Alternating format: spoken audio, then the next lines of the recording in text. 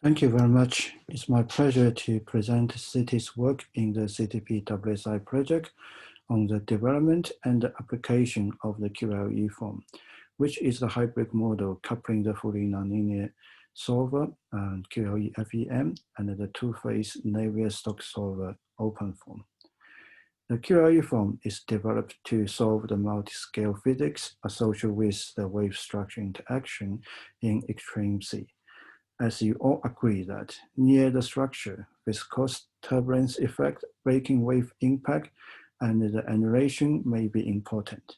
To resolve such small-scale physics, we need a two-phase Navier-Stokes solver, which is the OpenFOAM in our development.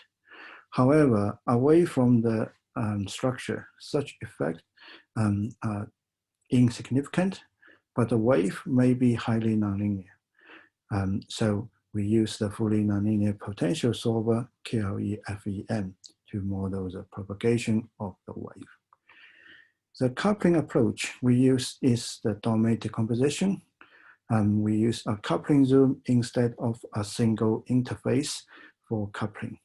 Within this zoom, the fully nonlinear potential solution and the OpenFOAM solution are exchanged via a temporal spatial interpolation module to tackle the challenge that the mesh resolution and the time step size used by two solvers may be significantly different.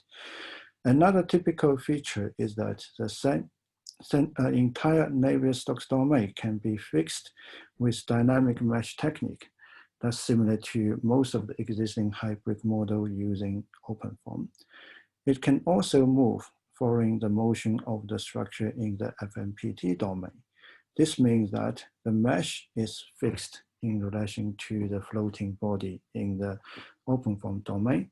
Therefore, we don't need to deal with the mesh deformation, and therefore we can avoid the scenario that the mesh may be seriously distorted in the classic dynamic mesh technique.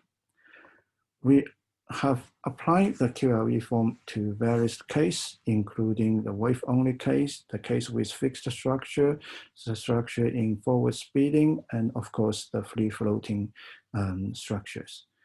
The first case, I would like to demonstrate the efficiency and accuracy of the QALE-FEM is the fixed FPSO in extreme waves, which is a case used in the CCP-WSI Blind Test 1. As you can see that both the wave elevation and the structure pressure on the structure surface are well captured by the QALE-FEM. The second case is the floating wave energy convert model in extreme wave, which is part of the CCP-WSI Blind Test 2 and 3. So once again, the motion of the WEC predicted by the QALE-FEM is close to the experimental data. By comparing with other models involved in the blind test, the QALE-FEM is the most efficient within the models with similar accuracy level, mainly attributing to the high accuracy and efficiency of the QALE-FEM on producing the wave field. The third one is the speeding shift in nonlinear waves. The added resistance, the motion I/O are well reproduced by the QALE-FEM.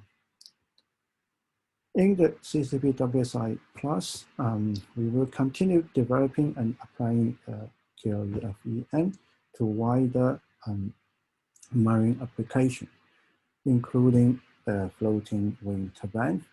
We also aim to improve the robustness of the modeling large-scale wave field by developing an algorithm to auto-switch the wave model from linear to fully nonlinear, and to impose a depth mesh technique in the QALE-FEM.